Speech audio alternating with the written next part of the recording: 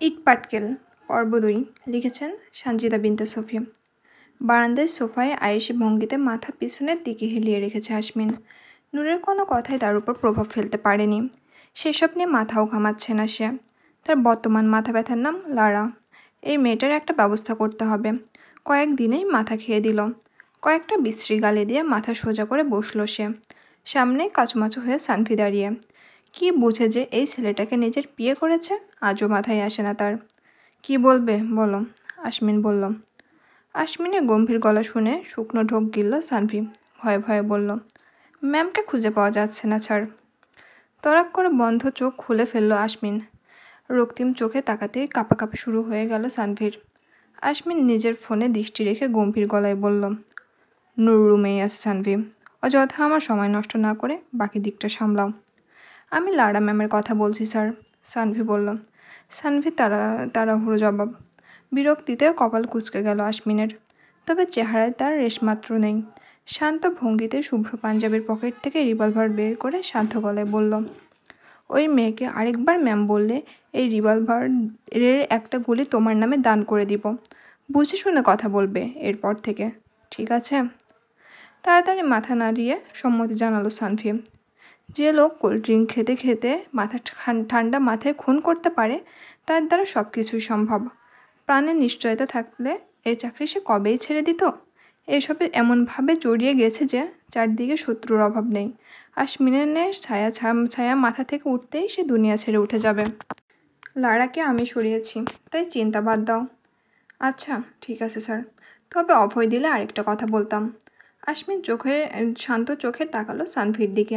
সাথে সাথেই সানভি গড়গড় করে সব বলতে শুরু করলো। আপনি লারাকে যে গোডাউনে রেখেছিলেন সেখানে সে নেই স্যার। আমাদের গার্ডদের চোখ ফাঁকি দিয়ে কেউ তাকে নিয়ে গিয়েছে। আশেপাশে সব জায়গায় খোঁজ চলছে, কিন্তু কোনো আশানুরূপ খবর এখনো পাইনি। আসমিন চোখ বন্ধ করে মনে মনে বলল, কাজটা তুমি ঠিক করো নাই নূর। আমার কাজে বাম হাত ঢোকানো আমি পছন্দ করি না। আমার অপছন্দের কাজগুলোই তুমি সবচেয়ে বেশি করো।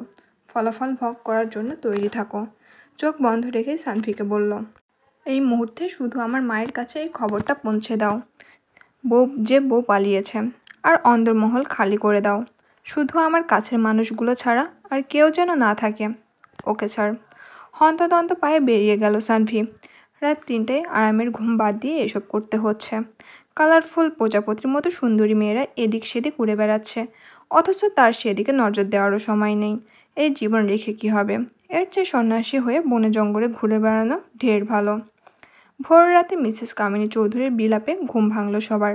আসমিন এক মনে নূরের দিকে তাকিয়ে আছে। নূরের রুমে হিডেন ক্যামেরা লাগিয়েছে সে। ফোনের স্ক্রিনে তীক্ষ্ণ চোখে তাকিয়ে সে। নূর ঘুমোচ্ছে। ঠিক ২ মিনিটের মাথায় আলসে ভঙ্গিতে উঠে বসল নূর। চুলগুলো মেসিবান করে আড়মোড়া ভেঙে ফিসলে হাসল। হেলে তুলে এসে আসমিনের সেট করা ক্যামেরার সামনে দাঁড়িয়ে ২ ঠোঁট উঁচু করে চুকচুক শব্দ করে উচ্চস্বরে হেসে উঠল। আসমিন হাত মুষ্টিবদ্ধ করে রাগ সংবরণ করার চেষ্টা করছে। এই মেয়েটা এত বিধ্বংসী হলো কবে থেকে? নূর নিজের হাসি থামিয়ে চেহারা দুঃখে দুঃখে করে ফেলল। আফসোসের স্বরে বলল, আহারে, মন্ত্রী সাহেবের বউ পালিয়েছে বুঝি? এখন কি হবে? প্রেস মিডিয়া তো মন্ত্রী সাহেবকে বদনাম করে দিবে। আপনি চিন্তা করবেন না মন্ত্রী সাহেব, আমি কোনোভাবে আপনার নাম বদনাম হতে দিব না। আমি ওয়াদা করেছিলাম তো, আপনার বিপদে আপনার পাশে থাকবো। লোক, I am here. Noor room থেকে বেরিয়ে যাওয়ার ১০ মিনিটের মাথায় সমস্ত শোরগোল থেমে গেল। পুরো দমে বিয়ের প্রস্তুতি শুরু হয়ে গেল।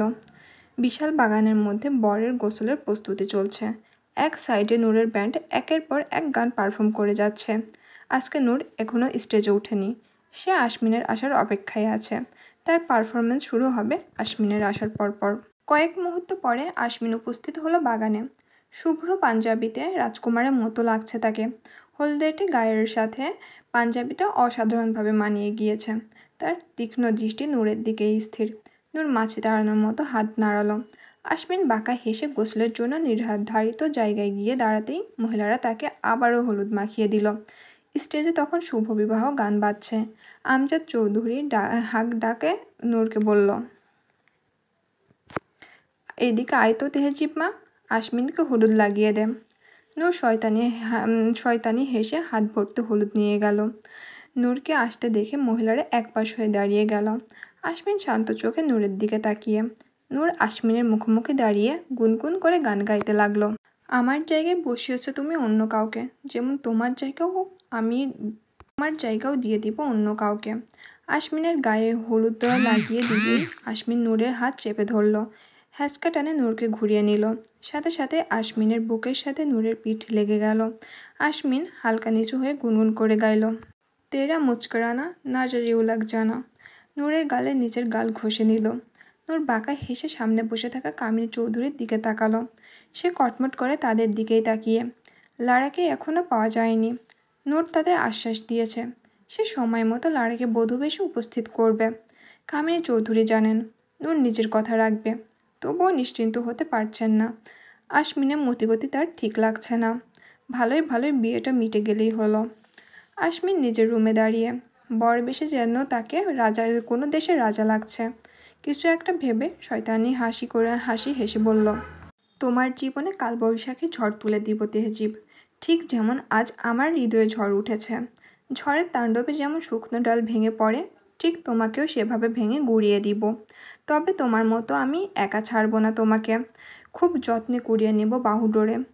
আজ যেমন তুমি আমাকে শূন্যটা মহাকাশে ছুঁড়ে ফেলেছ, ঠিক আমিও তোমাকে আমার হৃদয়ের আস্থা করে ছুঁড়ে ফেলব। দেখা হবে শীঘ্রই। আশমিনের চোখ মুখ লাল হয়ে গিয়েছে। বর বেশে বসে আছে সে, পাশেই তার বাবা মলিন মুখে বসে। প্রেস মিডিয়া চারদিকে গিজগিজ করছে। শামিয়ানার ওপাশে লারা বধূ বেশে উপস্থিত। নূর সামনেই দাঁড়িয়ে, মুখে তার ক্রুশ হাসি। আশমিন হঠাৎ করে খুব হাসি মুখ নিয়ে তাকালো নূরের দিকে। হকচকিয়ে গেল নূর। এর মধ্যেই কাজে বিয়ে পড়ানো শুরু করে দিয়েছে। লারাকে কবুল বলতে বললে লারা ভীতু চোখে আশমিনের দিকে তাকালো। আশমিন হাসি মুখে তার দিকে তাকিয়ে ইশারায় কবুল বলতে বলল। লারা কাঁপা কাঁপা গলায় কবুল বলে দিল। আমজাদ চৌধুরীর মুখ কালো করে ফেলল। হঠাৎ করেই আশমিন চিৎকার করে উঠল, কি হয়েছে আব্বু, বুকে ব্যথা করছে? চিন্তা করো না, আমি এখনই তোমাকে হসপিটালে নিয়ে যাচ্ছি। আশমিনের চিৎকার শুনে আমজাদ চৌধুরীর হাত এমনিতেই বুকে চলে গিয়েছে।